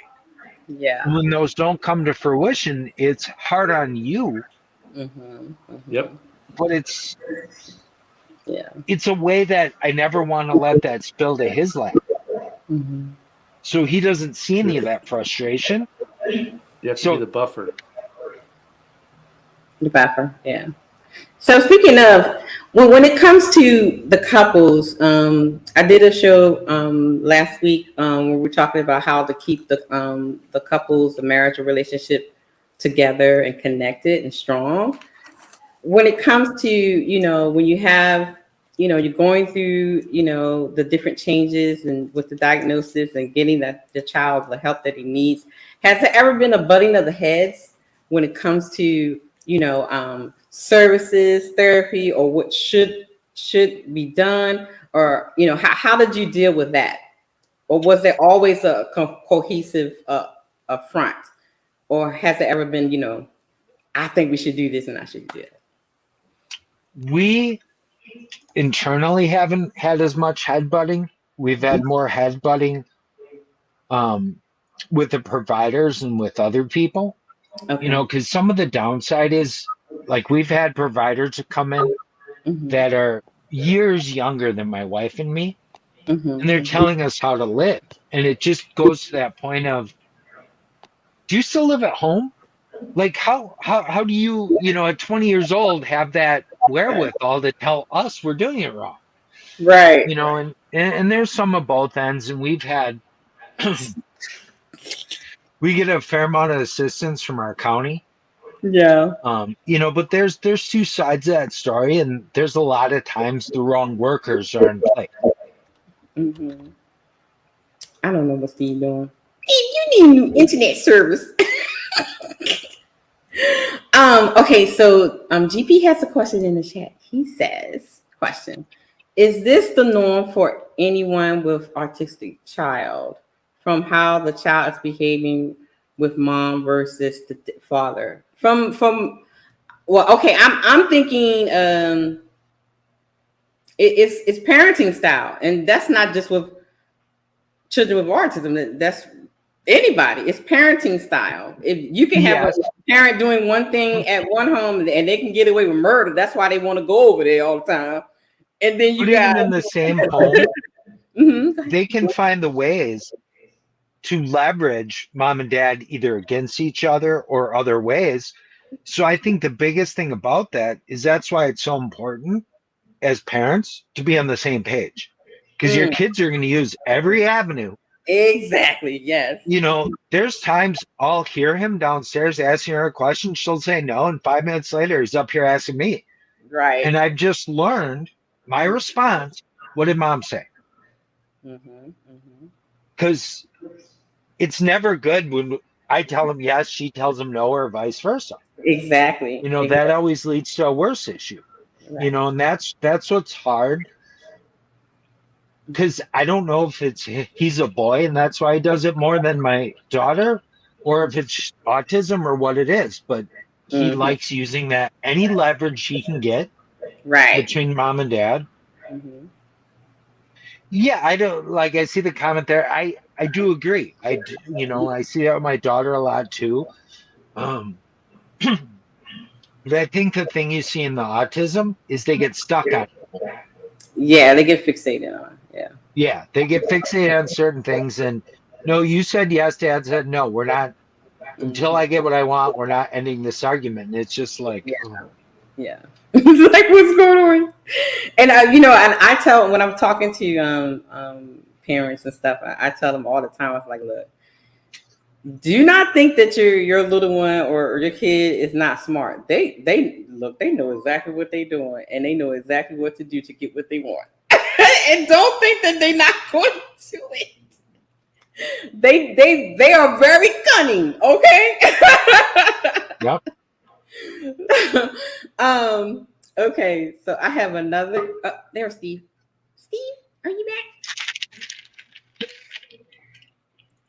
There you are.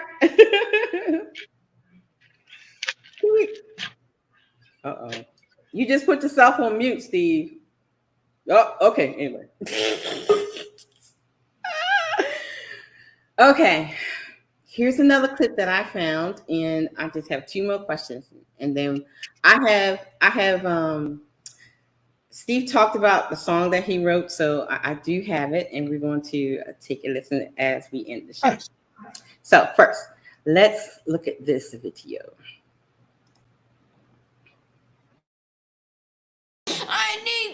Being a mom of a child with a disability is a 24/7 job, and it can take its toll. One study found 50% of moms of children with autism had elevated levels of depression.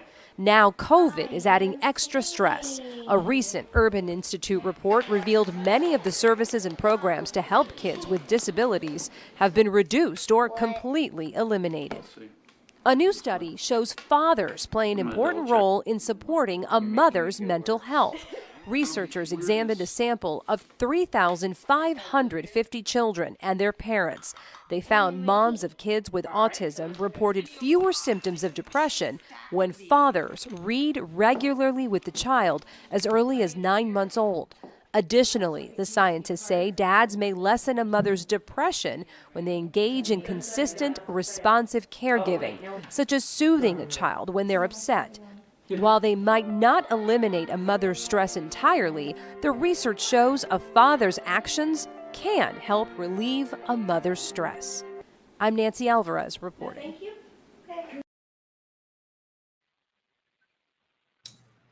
So, what do you think about that? Oh, I mean, there's a lot of truth there, and I certainly think I've been on the opposite side of it as far as causing more stress with my health. But I certainly understand how what we do as being proactive dads offers that huge benefit. And this has had a pretty big impact on my wife's health. My wife is 3 weeks older than me. She's 44. She had a heart attack last year. Oh, And wow. I guarantee that's all tied to this stress. Yeah. And some of that goes to what we're doing. It's not always healthy to bottle it all up. Yes. You need to find avenues. And everybody, your avenue might be different than mine. But like even something like this, it lets it come out. And it's crazy because tomorrow's show is about this, being self-care tips, and one of them is finding the outlet. You can't keep it all bottled in, for sure. No. And it's not always your partner, because sometimes they have the same stress as you do, so you're just adding to their stress level.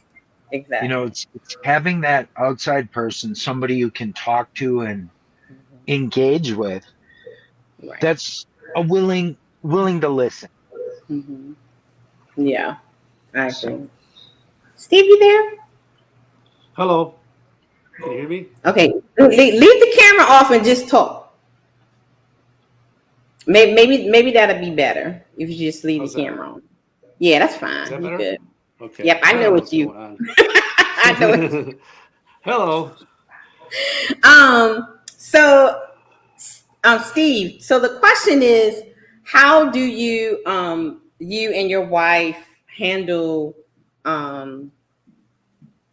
any decision making? Have you ever had any issues like she wants to do one thing and you want to do other, or have you always had like, you know, a cohesive idea, or you always been on one accord about services or anything for your son?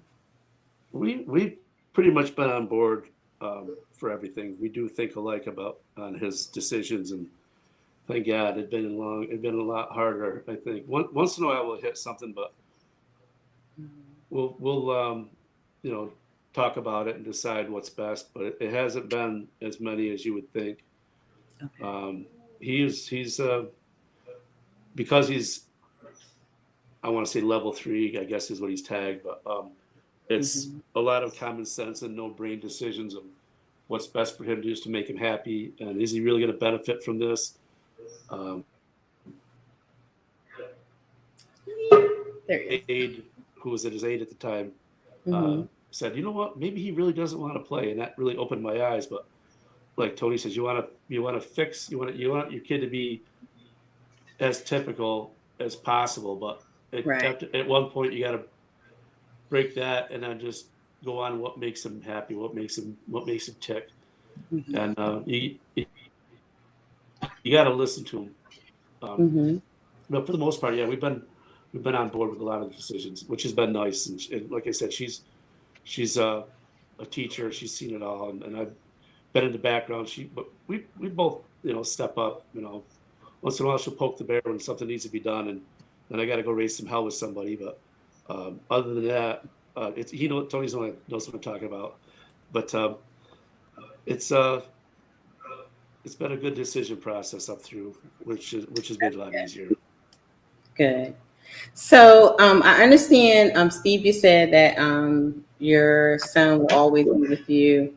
Tony, you haven't even gotten to that point yet about having your sons go to maybe to a group home or assisted living. I mean, because, you know, I did a show earlier this week with a young lady, and we were talking about our sons transitioning to adulthood, and we were discussing, you know, placement, because we're getting older. Not saying we're not going to be here always.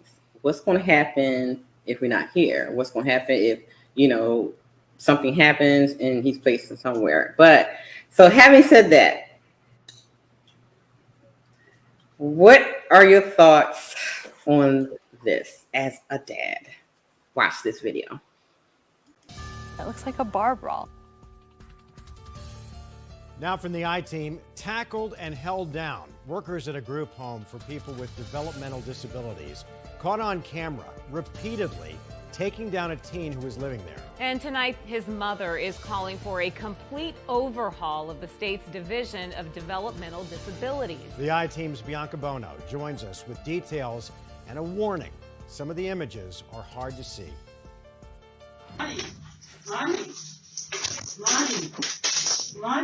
Video showing 17-year-old Matt Brown being pushed into a closet by a staff member in charge of taking care of him.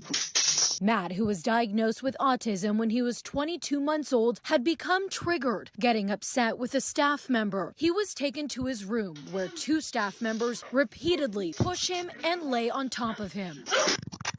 This incident leaving Matt with marks on his face and blood on the walls of his room. That looks like a bar brawl. It's also left his mother, Amber, wanting answers. It's actually horrifying to watch. Matt needs full-time care, and Amber said a group home should be the best option, but now worries for his safety. He can't tell you what's happening to him. Which is why Amber chose to install a camera in Matt's room. And Amber fears for other families who don't have cameras in their group homes. Last week, a young man was hospitalized with a broken jaw in a Mesa group home. Workers said he injured himself, but a doctor's report said the injuries did not appear self-inflicted. The facility had no surveillance cameras. The incidence of abuse and neglect and exploitation of individuals with disabilities in particular is many times the national average for individuals who do not have disabilities. John Myers is the executive director of the ARC of Arizona, which advocates for families like Amber's. Arizona is between 100 million and 150 million dollars underfunded in services for the developmental disabilities population. While advocates hope the state begins to address that problem, Amber believes cameras are necessary. The legislature at this point needs to go a step further, and I think they need to say they must, not they may. And when we ask the state what happened, I'm going to jail, okay? Look. See, I wouldn't be going to jail. They wouldn't find him. Oh, They wouldn't find that guy. okay. What are your thoughts on that, guys? It's a rough one for me to. Oh, wait, hold on, Steve. I think Tony was talking. Go ahead, Tony. I used to teach classes for these people, and nothing against them, but for community-based residential facilities like group homes and stuff like that. Mm-hmm. And I've seen a lot of those workers, and I would have a really hard time because Kevin's issues are going to trigger other people, and he's going to want to fight with them. And if they don't know the right ways to deal with them, it's going to lead to physical violence. Mm-hmm. And that won't be good for anybody. Right. You know, it's there. He needs to be handled with specialized care. And if you're not sure the right way to do it, you'll probably upset him and he might start swinging. Exactly. You know, and these aren't like Tyson punches, but they're just wild, uncontrolled flail. Mm-hmm. And one catches you the wrong way, you're not going to like it. He's not a small kid. Exactly. Yeah. What do you think, Steve, about the video? I think it's terrible. Mm-hmm. Every dad's nightmare. My son's nonverbal. He couldn't tell me anything that would happen like that. Mm-hmm. And they would never find the guy in my book, and I wouldn't get in trouble. To be honest, I'm burning the whole building down. I just need one guy. Yeah, no, that would. Thank God this never happened with our kid, because I would be in prison probably. But yeah. It was. That's a dad thing that it's out of our hands, but and it does happen, unfortunately. Yes. And yeah, that right there just ruined my day, but I'll be okay. But I'm sorry. That's some tough shit. I didn't mean to trigger you. You're fine. No, I wear my heart on my sleeve, so yeah, that's a tough thing. I mean, but it's realistic though, because our kids are not going to be in our presence 24 hours of the day. Right. At some point in our lives, they're not going to be in our presence. And just like me and Tony was talking about earlier, a lot of people do not have patience, and they just don't understand differences and uniqueness in other people. And so, you know, people, especially these young people today, they are so triggered. Lord have mercy. You know, they're so quick to, you know, do the extreme to others. So it's something not only in a group home setting, but, you know, just sending, you know, your kid to the playground. I mean, it's so much you have to worry about. Yeah, and it is. You know, me as a mom, I can only imagine what you dads are feeling. Yeah, our son does go to Dayhab in a program, and there's an adult setting. That was a hard point when he was 21. He aged out of school, and we had to do something because we both work. Unfortunately, that's another demon. But anyway, we interviewed a lot, and Jesus, bye. We're gonna have to get you to the city.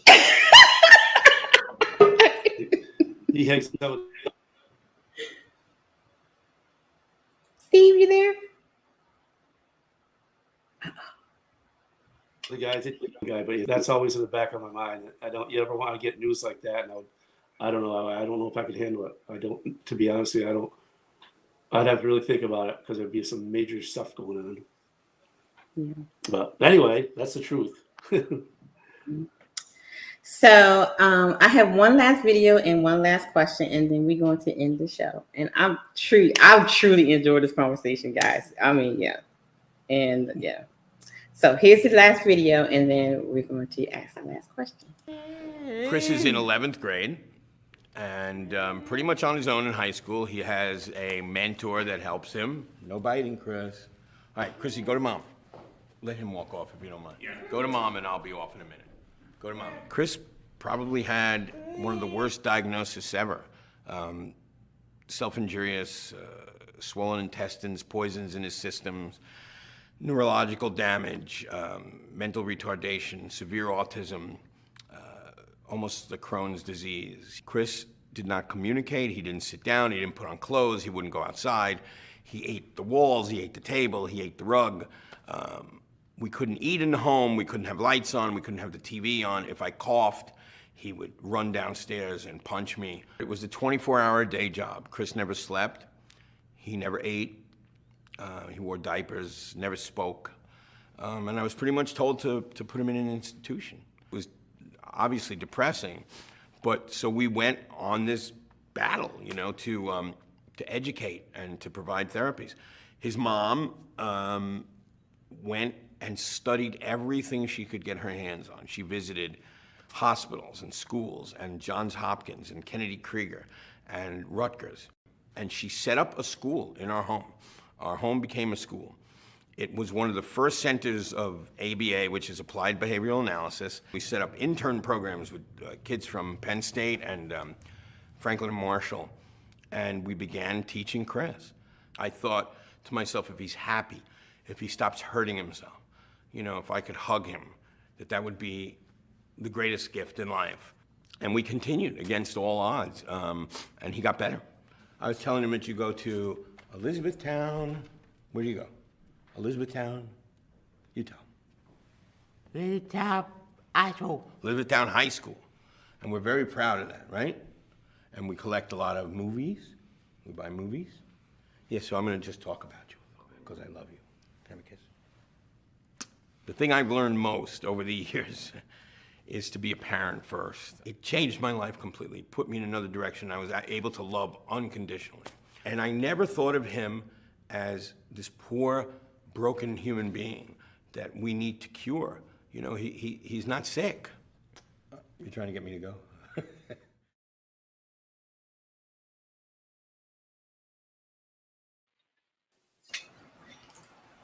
That was beautiful. Yeah. That's a great dad right there. Mm-hmm. I walked in, I get to kiss the forehead. I don't get the lips. Mom and grandmas get the lips. when he wants something, he'll come over and put his forehead down. Come on, let Dad. No, it's a guy thing. Daddy's to kiss the forehead. That's it. Mm-hmm. And we did a lot of the trying. You're going to try everything. I call them the acronym list. The whole bunch of all the type of therapies, everything. It just sometimes it doesn't work. You know, you might get something GFCF diet, casein diet. Because you got to try everything, but you can't repair a chromosome. I mean, there's gene therapy now and other things like that, but I don't know if I'm to the point. I don't want to risk damage. He's happy. He's loving. He likes to hug, like he said, and I'm happy with that. I wish things could be different, but at the same time,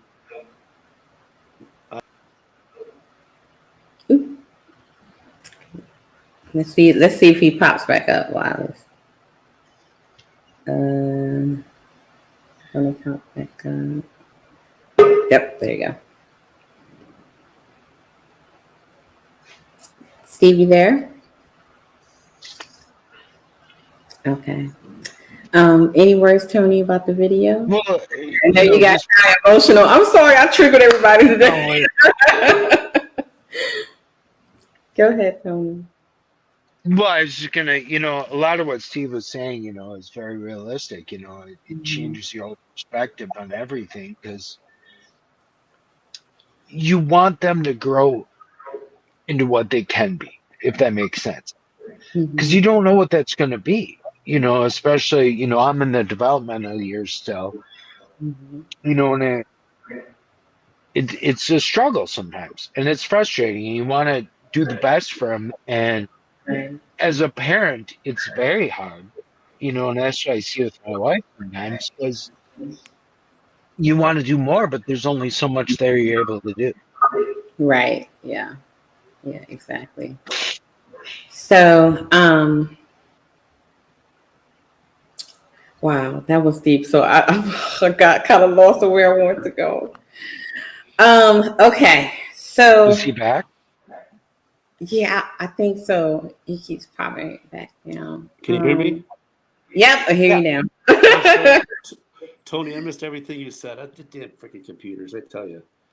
That's Put a man at okay. home, but we can't connect a freaking computer in the back room of a house.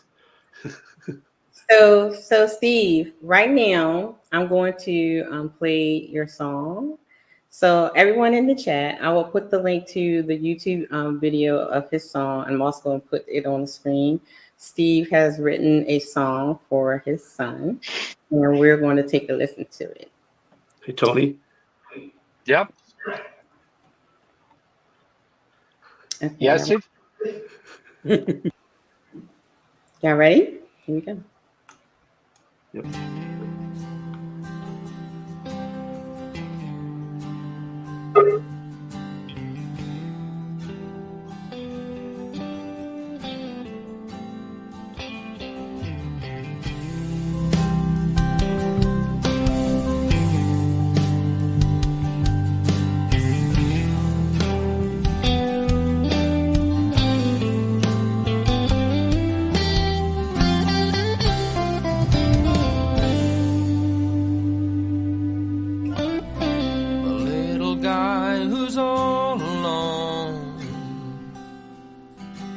Times have flown on by and you have grown.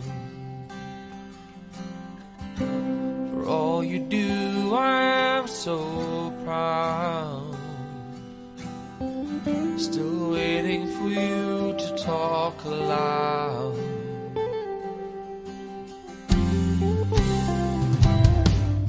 Sometimes you like to share a word. I know you're in there and want to be heard. And in my dreams I hear your voice. We talk all night and I rejoice with everything that you've been through. I always wish I were as strong as you. Oh, I've never seen you shed a tear as you've taken on a life without fear. I really know how hard you try. Sometimes it hurts, I wanna cry. Seem to make me smile, and it takes my pain away for a while. With everything that you've been through, I always wish I were as strong as you. Oh, I've never seen you shed a tear as you've taken on a life without fear. Things you love are your brother's eyes, and of course chicken nuggets and French fries. I realize that you may never change.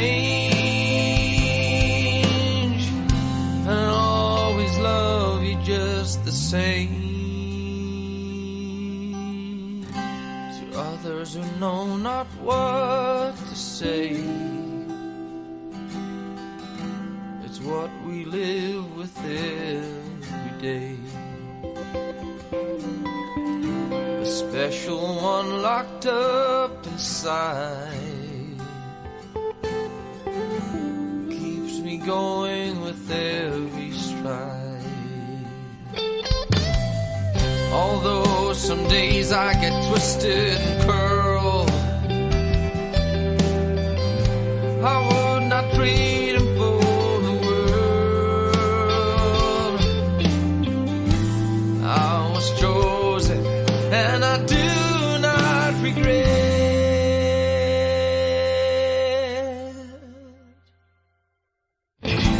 My pride and joy, my son Rico, my reality check. With everything that you've been through, I always wish I were as strong as you. I've never seen you shed a tear as you've taken on a life without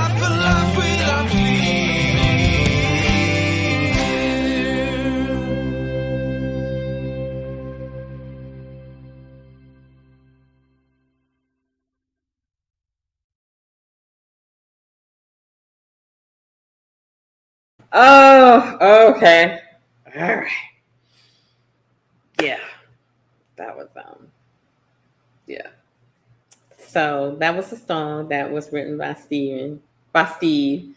He's somewhere in the clouds right now. I don't know where. But I want to thank him for submitting the song. If you want to go, it's on YouTube and it's called Reality Check by Early January. If you want to go and check out the song that he has, and it's right, yeah.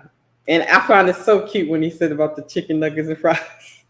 I was like we know about the chicken nuggets and fries. There he is. Hey, Steve. Holy, yeah. We were just saying, we finished listening to the song, and I was just saying I really enjoyed the song, and I had a little laugh moment when you was talking about the chicken nuggets and fries. Like we all know about that part. That had to go in. I was hesitant on putting it in, and Peter said, "No, that's perfect." And I said, "All right, throw it in there." And that's that was a good one. That's us. You know what's funny is whenever Rico listens to it, he likes Led Zeppelin and he likes acoustic guitars. So whenever he hears that line, he goes to the freezer and pulls the French fries out. So yeah, it's a bonus. So I know that we are made it to our 2-hour mark. I want to close out the show, and I want to give an opportunity for both you guys to have a moment to say whatever it is you need to say, any words of encouragement, any advice, anything that you're feeling. I know I kind of triggered y'all a little bit with the videos and stuff, but I felt like it was some things that we really, really need to talk about, especially our boys we got boys. Yeah. No, it's different with the boys. Girls have their own set of issues, and our boys have their own set of issues. And then in my case, I have a 6'3", 300-pound black boy. That's a big boy. Yeah. So so we all have our own set of. So I really want to address some of those things that we were reviewing, and I truly, truly thank both of you guys for coming on and talking with me. This was a really eye-opener, and the chat has been going back and forth on Facebook, YouTube, and all the channels that we're on right now. So they've been enjoying as well. So I'm going to give Steve, I'm going to give you the floor, and you can say your last words, any words of encouragement, anything you want the public to know about your son and his autism journey. Well, I don't know if this is going to even record, but I'll try it anyway. What we've just found over the years that he doesn't have to be like every other kid, and anything that we come up with works. Stay with it. Eliminate the triggers. Love the crap out of him. Spoil the crap out of him. His brothers know that he's number one, no matter what, and they take care of him. And they were also, I couldn't tell you, but they have been made proxies, healthcare proxies. We're getting older, and they both will be taking their brother in over time when it's time, and that's part of the deal. Part of being a family. But they're great for them, and grandparents are great. Our community is awesome. If you get all that working, that's what it's all about. Just keep them happy and love the crap out of them. That's all I got. Thank you so much, Steve. Thank you. I gotta get a soundboard.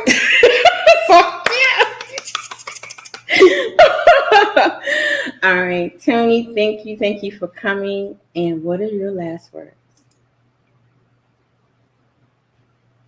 You on mute? Oh, there you Hello? go. Okay, there you go. No, it just, Steve's very right. You have to love them and give them everything. And, sometimes if they have siblings, they'll struggle with it being unfair, but they will learn as they get older. You have to give them the victories. They need to get victories to feel they're doing things right and to keep going and keep advancing.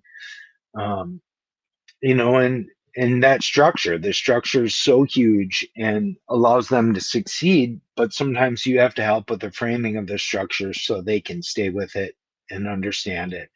And the biggest thing I'll put forward to everybody is just keep trying to move forward. Some days it feels like you're not getting far, but just you start stacking the days on each end and you will make progress.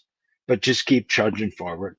It's a battle. It's a daily struggle, but the victories are worth every second.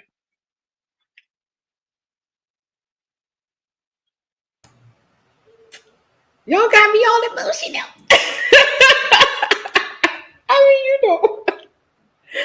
I'm a girl. Yeah, this was really good. And again, thank you guys for joining me on the panel. It was kind of an eye-opener, and I hope that as long as people come in later and watch the video, they really get some understanding and learn something from this, and to know that it's a united front. It's not just the moms out here that are fighting for our kids. The dads are there too. The silent person in the back, because usually it's the moms are out in the front, rah rah rah, and but there are some dads that are on the front line for their children, and I don't want that misconception floating around thinking that it's all about the autism mom and not the autism dad. Dads have no place. Dads don't do nothing. All they do is supply the money. You know that narrative that's out there. And I truly thank you guys for actually coming in and talking to me and enduring my torture with my videos. Thank you for the time. Well, if you watch my show, like people that come to my shows all the time, know I be on the dark side of the internet, and so I find all kinds of videos. So I'm always triggered. I searched you a little bit after I agreed to it. I go, what the hell did I get myself into here? We're like, I have a little saying, when I'm about to show something very triggering, I'll tell them I saw something. I'm like, I saw something. They be like, oh Lord, here it comes. Yeah. It be something crazy. So you got a little taste of that. So again, I want to thank you guys, and I'm just going to play the outro. You guys can drop down if you want, but again, thank you. I will be emailing you in a little bit also. Okay, guys, thank you so much, and thank you everybody that tuned in on Facebook, RedLipstickVibes Facebook, ACCP Facebook page, ACCP YouTube page, RedLipstickVibes YouTube page, everybody everywhere.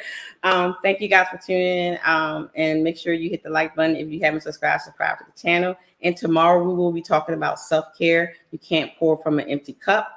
So that's going to be very important for parents. Then that you have to take care of yourself in order for you to take care of your kid. So yeah, so that's what we're going to be talking about tomorrow. So I hope you guys are tuning in. And so I'm going to say bye, everybody. Bye. I wasn't here the whole time, but thank you very much. You did good, Steve. You did good. Get him out of here. Yeah. All right. See you guys later. Thank you very much. Bye.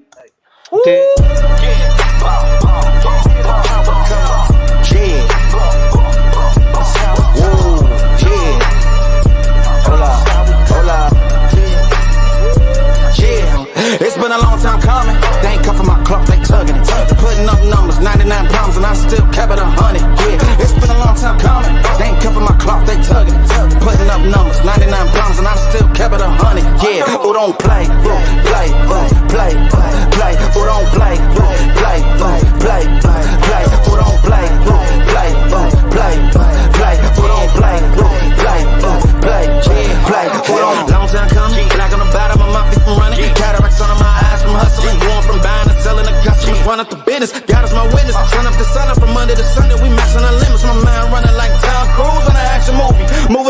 they say that I'm tripping. I've been told I need a vacation, I'm finessing a visit. First class, my feet up high in the air on business, yeah.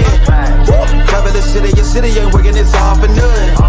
She told me don't let up, it's on us to make it, it's on us to crush it. Now it's gonna take some just to make some, so put that in your budget. Yeah, can't keep moving your dreams for cheap when you ain't even budging. What got you bugging? Make you a play, don't be scared of religion. You made it from nothing, then figure out your clutching. Everything you want in front of you, ain't no discussion. Look, it's been a long time coming. They ain't cuffing my cloth, they tugging.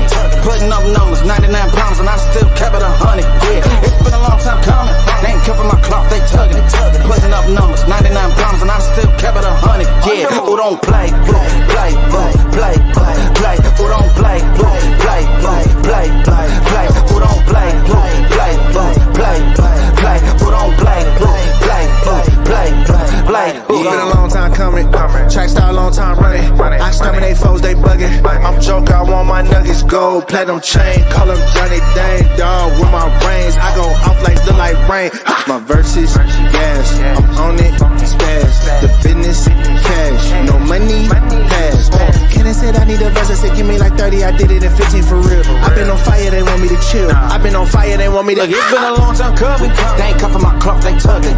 Putting up numbers, 99 pounds, and I still kept it 100. Yeah, it's been a long time coming. They ain't cuffing my cloth, they tugging. Putting up numbers, 99 pounds, and I still kept it 100. Yeah, who don't play, play, play, play, play. Who don't play, play, play, play, play. Who don't play, play, play, play, play. Who don't play, play, play, play. Who don't, yeah.